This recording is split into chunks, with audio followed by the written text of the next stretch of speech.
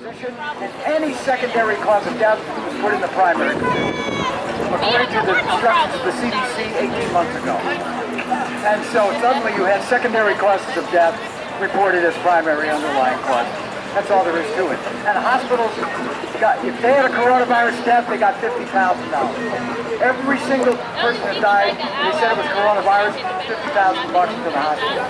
And somebody said today, actually, if that's going to generally be the case, this pandemic will never end. Because they'll rely on that as a form of financial support from here on in. And this is the rigging of the system. Remember the rigged system that Trump talked about of the financial establishment of the world? They're being sacrificed, just like the coronavirus. Patients themselves get sacrificed. Total lack of treatment. Total lack of treatment. Killed 85% of the people said to have died of coronavirus, the real deaths, 85% of them could have been saved. Could have been saved by treatment. And if you stick around a few minutes, we're going to be... That's the standard of care in the United States. And if we go to any one of our testing centers today in Texas, I bet that's the standard of care. I bet that's the standard of care. No wonder we've had 45,000 deaths in Texas. The average person in Texas thinks there's no treatment. They honestly think there's no treatment. They don't even know about these EUA antibodies. You heard from a 90-year-old gentleman who got bamlanivimab. Terrific. Where's the focus? There's such a focus on the vaccine. Where's the focus on people sick right now? This committee ought to know where all these monoclonal antibodies are. They ought to know where all the treatment protocols are. They ought to have a list of the treatment centers in Texas that actually treat patients with COVID-19. So I led the initiative. The second paper was published in a dedicated issue of Reviews in Cardiovascular Medicine. Now I had 57 authors, including Dr. Urso, Dr. Emmanuel, lead doctors in Houston, San Antonio, all over. And it was another worldwide paper. And now we have it updated, integrated. So yes, we use drugs to affect viral replication. The antibodies are terrific. We can use intracellular. There's going to be more people that die in Texas, and it's an absolute tragedy. How about tomorrow? Let's have a law that says there's not a single result given out without a treatment guide and without a hotline of how to get into research. Let's put a staffer on this and find out all the research available in Texas, and let's not have a single person go home with a test result with their fatal diagnosis, sitting at home, going into 2 weeks of despair before they succumb to hospitalization and death. It is unimaginable in America that we can have such a complete and total blind spot. I blame the doctors for not stepping up. Where was the medical society stepping up and putting effort on this? How about from the federal? Nobody even kind of thought about it. Bob Hall had me on a teleconference in April or May, and we're like, wait a minute, how come, where's UT Southwestern? I'm a graduate of UT Southwestern. Where's A&M? Where's the rest of the universities? How come we're not stopping this? How come we are not stopping this? But it gets worse, because in the paper I published in December of TILD for vaccine development, and there was a silencing of any information on treatment. Any. Silencing, scrubbed from Twitter, YouTube. Can't get papers published on this. We can't even get information out in our own medical literature on this. There's been a complete scrubbing. So this program has been one of try to reduce the spread of the virus and wait for a vaccine. And when we vaccinate, all efforts have to be on vaccination. And probably I had 4 hours of vaccination here. Think about it as we sit here today. The calculations in Texas on herd immunity. The calculations are we're at 80% herd immunity right now with no vaccine effect. 80%. And more people are developing COVID today. They're going to become immune. People who develop COVID have complete and durable immunity on top of it and make it better. There's no scientific, clinical, or safety rationale for ever vaccinating a COVID recovered patient. There's no rationale for ever testing a COVID recovered patient. My wife and I are COVID recovered. Why did we go through the testing outside? There's absolutely no rationale. To be very clear about this, my opinion is there is a low degree, if any, of asymptomatic spread. Sick person. So my testimony as I sit here today is COVID-19 has always been a treatable illness. A very large study from McKinney, Texas, another one from New York City, show that when doctors treat patients early who are over age 50 with medical problems with a sequence, 4 to 6 drugs that are available, to them. Now the monoclonal antibodies are better. There's an 85% reduction in hospitalizations and death. 85%. 85%. I want you to remember that. That's my testimony. Yeah, thank you. Of protocols and also the ambulatory stage, and I do think that has been missing, and it's been a concern because COVID-19 is going to be with us, right? I mean, it's I hope we're at 80% herd immunity. I don't know yet. I'll read your papers, but I appreciate that, and the message is that. Goes to the front of the bookstores, and you get a lot of kind of feedback loops.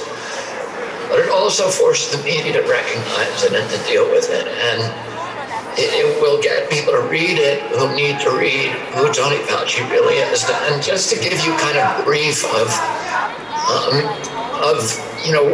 brief picture of this extraordinary story of the man who's the J. Edgar Hoover of public health. He's been 50 years, since 1968, at the National Institute for Allergic and Infectious Diseases.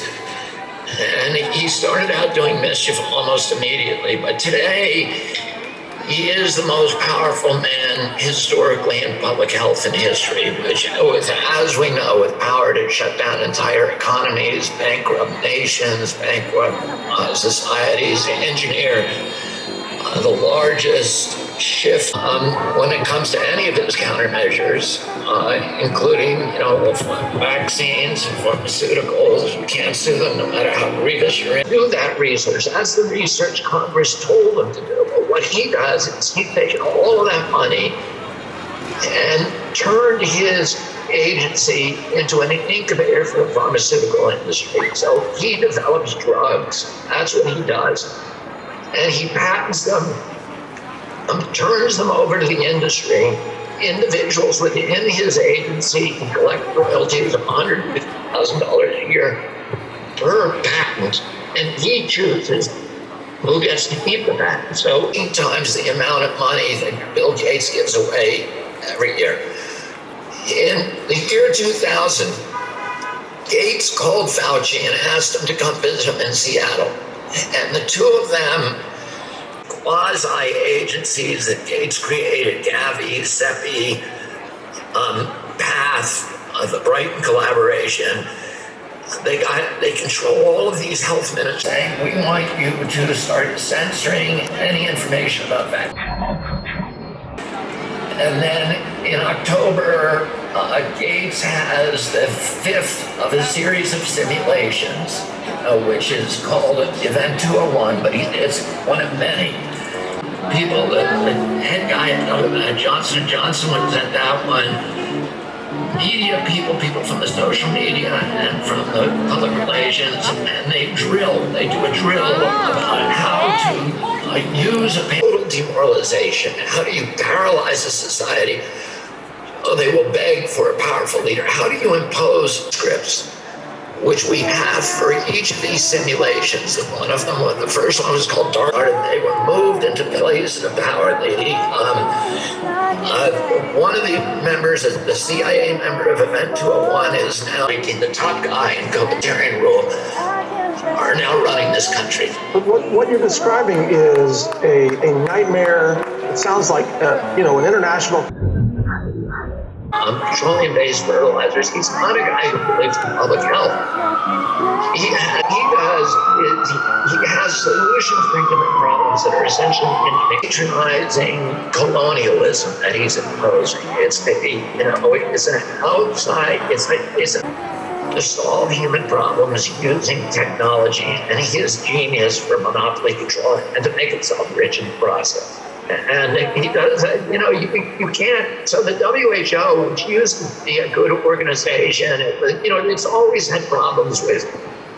It had problems being taken over by the tobacco industry, by the nuclear industry, by the telecom industry. There's been corruption scandals throughout its history. But it was doing good things on the ground. It was doing nutrition. It was doing sanitation. It was doing women's rights. It was teaching reinforcing local farming techniques. It doesn't do those things anymore. Now now what it does, more than half its budget goes to it. And Common Core is it that they purport to protect against. But that's what's shocking about this. Surely he must have a feedback loop in place, and he must understand that everything he promotes, such as genetically engineered agriculture that's very heavily relying on synthetic chemical pesticides and herbicides, for example, it causes ecological devastation that leads to the long-term destruction of the agricultural sustainability of the regions where he's pushing these policies. So, not better. At some point, you have to say, well, he must be doing this on purpose. Well, there's been lots of, he doesn't do, and the Rockefeller Foundation did this before him too. They do the solutions, but they never do self-assessments. So they're able to remind themselves about the consequences. He will measure his metrics based on how many kids did we vaccinate this year. Right. It's not how many kids lived this year. How many got healthier? How has quality of life? He'll never look at that stuff. It's always a numerical metric, and it's always a metric that will benefit what he's doing. But Mike, here's sort of a good example of the fact that something is really wrong with Gates. So Gates now is portraying himself as a big activist on climate change. And climate change is a real problem. It's not a hoax. It is real, and it is existential for our country. The North Pole and the South Pole are melting. Greenland's melting. Where's Zuckerberg? Because they've abetted this whole thing, and so should Sergey Brin and Google. They all should be in prison because they... I asked a very conservative friend of mine the other day, we've got to talk about the heavy metals, the mercury. We got to talk about the synthetic pesticides. If you don't talk about exposures, you're never going to solve health problems just through a needle. So I really appreciate you for doing that. But my last question to you is, does history ultimately tell the truth here? Or do Fauci and Gates get away with this forever, or are they exposed and the historical record tells the truth? I cannot honestly answer that, Mike. And what I really try to do is to say, it really doesn't matter. I know what I have to do. I have to get up every day and say, reporting for duty, sir. I don't have any control over the future. That's in God's hands. The only thing that I control